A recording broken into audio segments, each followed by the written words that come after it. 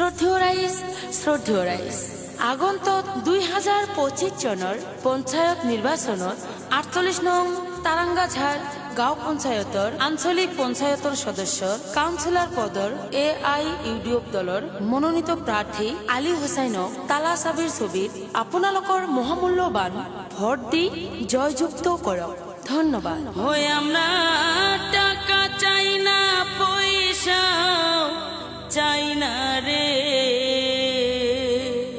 হয় এইবার চাই শুধু আলী হোসেনকে, এইবার চাই শুধু আলী হোসেনকে। আলী হোসেন জিন্দাবাদ, UDF জিন্দাবাদ।